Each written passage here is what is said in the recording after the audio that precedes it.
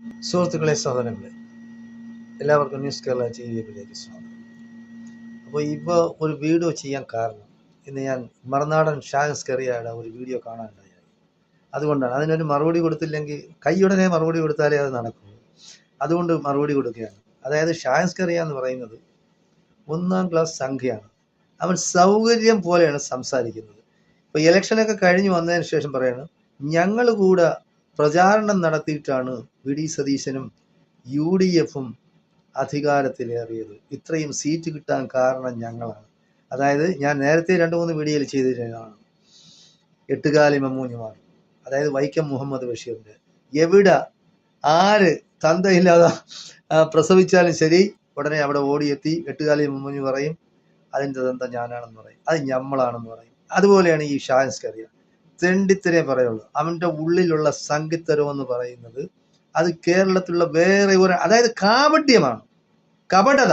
ഇപ്പൊ ജനജീവി ഉണ്ട്, തത്വമയി ഉണ്ട്, പിന്നെ കർമ്മ ന്യൂസ് ഉണ്ട്, ഇതൊക്കെ ഉണ്ട്. പക്ഷെ അവരൊക്കെ വ്യക്തമായ രീതിയിൽ തന്നെയാണ് അവരുടെ ജാതിയും മതവും പറഞ്ഞ് വർഗീയത പിന്നെ പ്രചരിപ്പിക്കുന്നത്. പക്ഷേ ഷാൻസ്കറിയ അങ്ങനെയല്ല. ഷാൻസ്കറിയ എന്ന് പറയുന്നത് ഒരു സമയത്ത് കോൺഗ്രസിൻ്റെ കൂടെ നിൽക്കും, ഒരു സമയത്ത് BJP-യുടെ കൂടെ നിൽക്കും, ഒരു സമയത്ത് CPM-ന്റെ കൂടെ നിൽക്കും. അപ്പൊ സൗകര്യം അനുസരിച്ച് ഓന്ത് നിറം മാറുന്നത് പോലെ നിറം മാറുകയാണ്. ഇപ്പൊ പ്രശ്നം വേറൊന്നുമല്ല.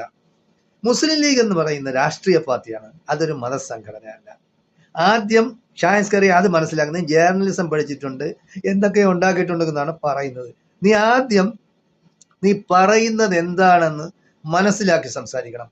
മുസ്ലിം ലീഗിന് വിദ്യാഭ്യാസം കൊടുക്കരുത്, വിദ്യാഭ്യാസ വകുപ്പ് കൊടുക്കരുതെന്നാണ് ഷാൻസ്കറിയ പറയുന്നത്. ഷാൻസ്കറിയുടെ തന്തയുടെ വകയാണ് വിദ്യാഭ്യാസ വകുപ്പ് എന്ന് പറയുന്നത്.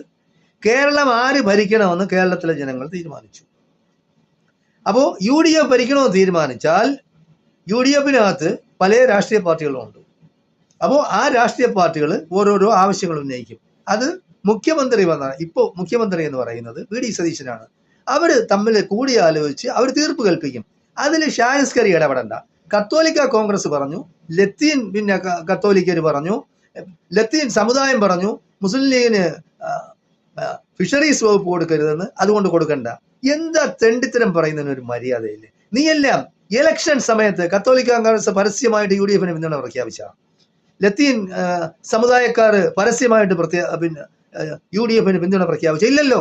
അതായത് ഇലക്ഷൻ കഴിഞ്ഞ് UDF അധികാരത്തിൽ വന്ന ഉടനെ എല്ലാവരും വരെയാണ് പുറത്ത്, മാളങ്ങളിൽ നിന്ന് പുറത്തിറങ്ങി പറയാണ്, അത് ഞങ്ങൾക്ക് അന്നത് വേണം, ഞങ്ങൾക്ക് ഇന്നത് വേണം, മറ്റവർക്ക് അത് കൊടുക്കരുത്, മറിച്ചവർക്ക് ഇത് കൊടുക്കുക. എന്താ